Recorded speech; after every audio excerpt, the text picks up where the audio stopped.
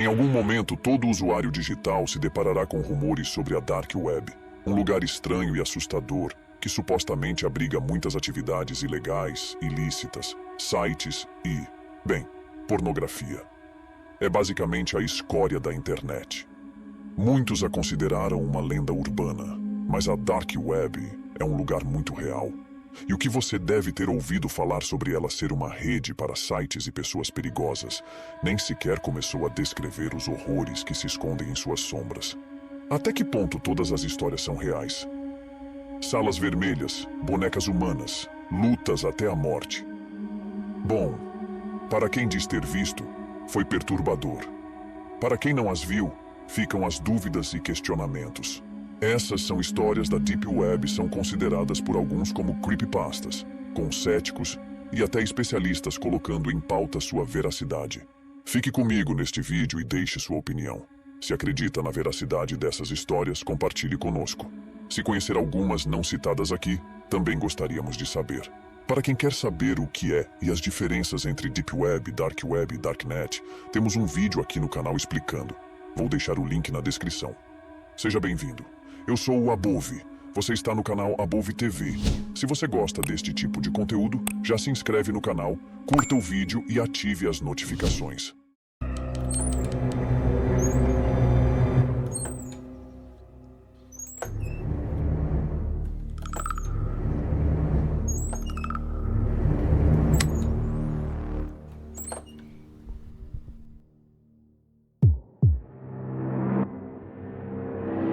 Bonecas sexuais humanas.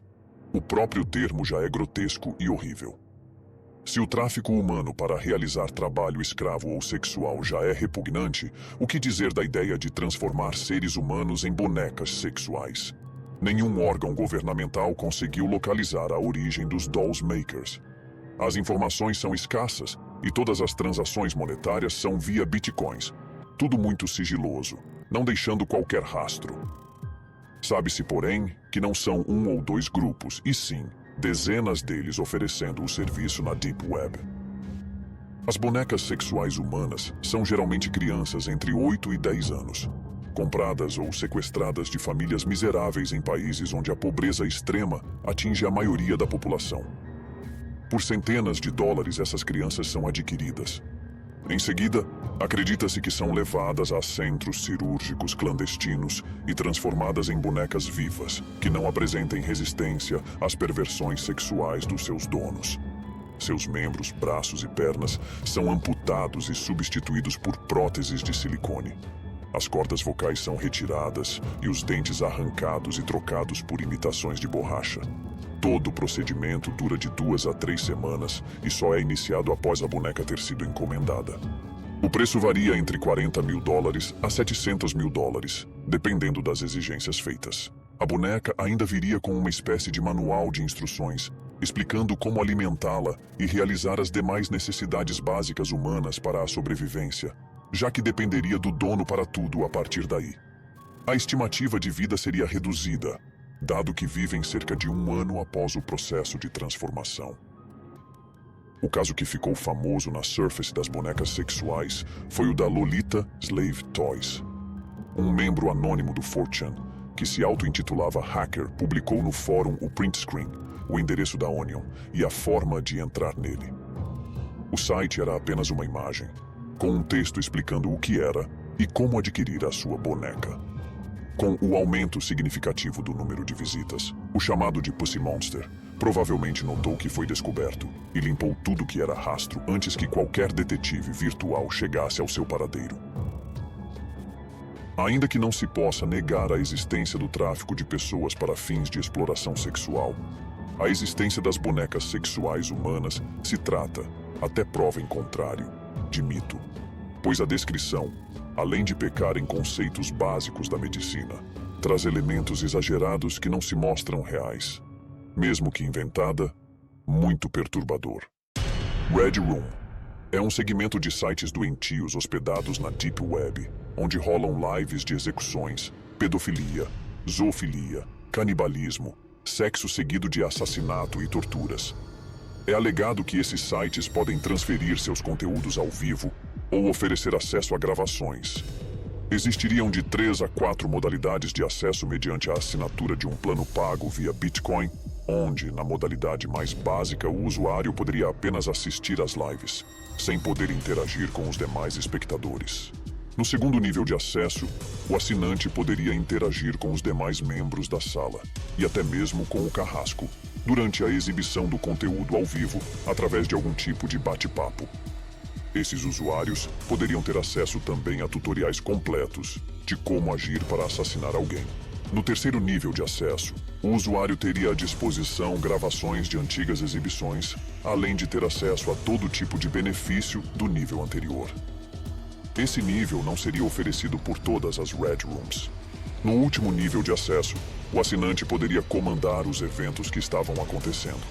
Nas lives, sempre existe a figura do carrasco, que é a pessoa que é responsável por infligir à vítima todo o tipo de punições, além de ser o executor. E nessa modalidade de acesso ao assinante poderia indicar ao carrasco como agir, qual parte da vítima cortar e assim por diante. Lenda ou realidade? Embora existam vários sites que se auto-intitulem Red Rooms, a real existência desse tipo de espaço nunca foi de fato comprovada pelas autoridades. Ou pelo menos nenhuma autoridade ao redor do mundo jamais revelou que alguma pessoa tenha sido presa por ter relações com esse tipo de atividade. Em alguns fóruns, como o Reddit e o 4chan, o debate a respeito do assunto é bastante acalorado. A grande maioria das pessoas não acredita na existência desse tipo de site. E o principal argumento é o fato de nunca nada ter sido provado. Quem acredita que as Red Rooms sejam reais, alega que, caso alguma investigação tenha colocado a mão em algum criminoso relacionado a essas atividades, essas pessoas seriam acusadas de outro tipo de crime. Segundo esse raciocínio, as autoridades encobrem a verdade para não alarmar a população. Sendo a existência desses sites verdadeira ou não, parece que um site desse tipo foi usado pelo Estado Islâmico para expor seus prisioneiros sendo degolados, fuzilados, esquartejados e, claro, tudo ao vivo. Muita gente também cogita que os crimes cometidos por Peter Scully possam ter sido transmitidos por esse tipo de site. Para quem conhece a história de Peter, sabe que ele comercializou alguns vídeos de abusos sexuais na Deep Web. Inclusive um que se tornou muito famoso chamado Daisy's Destruction. Até a prisão de Scully, Daisy's Destruction era considerado uma lenda urbana, ou uma lenda da Deep Web, pois o elevado preço cobrado para que o usuário pudesse assistir à obra acabou fazendo com que poucas pessoas tivessem de fato assistido ao mesmo. Pouco depois da prisão do bando de Scully, uma de suas cúmplices afirmou que ele havia filmado a execução de uma das suas vítimas, sendo que o corpo dessa menina foi encontrado enterrado na casa do criminoso. A cúmplice não soube dizer se ele realizou apenas uma filmagem ou se fez uma transmissão em tempo real. Um site que é acusado de ter uma área semelhante a uma Red Room é o Hurt to the Core, do australiano Matthew David Graham, preso aos 22 anos de idade pela sua ligação com o site. Esse site foi relacionado com casos de pedofilia, tendo inclusive comercializado o vídeo de Peter Scully. Os gladiadores da Deep Web. Não é nenhuma novidade que nós, seres humanos, apreciamos eventos violentos. Basta lembrar da popularidade das lutas entre gladiadores no passado e a crescente popularidade das lutas de MMA. Vale lembrar que eventos de MMA possuem várias regras para garantir ao máximo a integridade dos atletas, minimizando efeitos de tal combate e não colocando a vida de nenhum dos atletas em risco. Embora algumas vezes podemos ver notícias de que algum lutador tenha falecido por causa dos ferimentos adquiridos durante uma luta. Algumas pessoas afirmam que essas regras tirariam a graça do combate, o que motivou a criação de circuitos de lutas clandestinas, onde não existem regras e onde a pancadaria rolaria solta e desenfreada. Mas há quem vá além e afirme que existem eventos onde um dos combatentes teria que morrer para que a luta seja dada como encerrada. Considerado por muitos como uma das atividades mais terríveis que podem ser encontrados na Deep Web, é a luta até a morte, numa reedição modernizada das bárbaras lutas entre gladiadores, ao melhor estilo, 2 entram e apenas um sai. Tais lutas mortais seriam transmitidas pela Deep Web, e os interessados em assistir a tais eventos deveriam pagar altas quantias para terem acesso ao espetáculo. Toda essa informação a respeito de aspectos sombrios da Deep Web é cercada de diversas versões e muitas vezes baseado em opiniões. E nesse caso não seria diferente. Em relação à forma de participar do evento como espectador, gera algumas discórdias. Há quem afirma que os usuários pagariam para assistir à luta em suas casas pela Deep Web. E outras pessoas que afirmam que a Deep Web é usada apenas para vender entradas e informar a um seleto grupo de interessados dados a respeito dos próximos eventos. Existiria também a possibilidade de acompanhar o evento no local, custo muito elevado ao espectador, ou mesmo acompanhar a luta via internet. Assim foi mencionado que a Deep Web poderia ser usada para vender entradas a pessoas interessadas. Mas como os organizadores desses eventos saberiam quem são os interessados? O início teria ocorrido através da venda de vídeos de lutas reais e mortais, em uma época em que transmissões em tempo real não eram viáveis. Outra discussão sobre a veracidade do assunto refere-se aos lutadores. Algumas versões da lenda dão conta que os lutadores seriam artistas marciais, em busca de dinheiro, e até ex-presidiários. Outros afirmam que os lutadores são pessoas comuns que acabaram sequestradas. Refugiados fugindo das guerras no Oriente e até combatentes desses conflitos são apontados como alvos dos sequestradores e organizadores dessas lutas selvagens. As lutas ocorreriam de mãos limpas e assim que um dos lutadores estivesse impossibilitado de continuar lutando, uma arma branca seria oferecida ao vencedor para que ele eliminasse o oponente. Experiências científicas em humanos. A Deep Web vem provar que Centopeia Humana, para muitos um dos filmes mais perturbadores já alguma vez criado. Comparado com experiências feitas na realidade por grupos de lunáticos, é como se de um filme de desenhos animados se tratasse.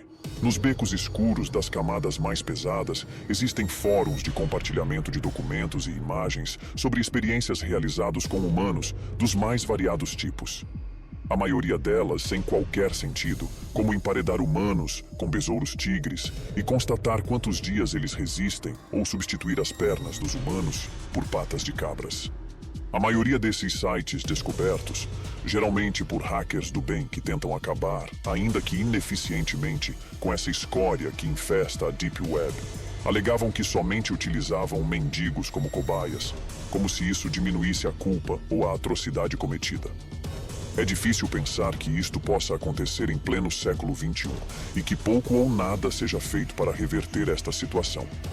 Embora alguns afirmem ter testemunhado os horrores que residem nesse obscuro recanto da internet, outros permanecem céticos diante das narrativas que circulam. Enquanto uma boa parte do planeta não tem noção desta realidade e tem acesso a apenas 10% da internet, existe uma grande minoria que tem acesso aos outros 90%. E que arrastam pessoas para satisfazer este tipo de desejos no mínimo reprováveis.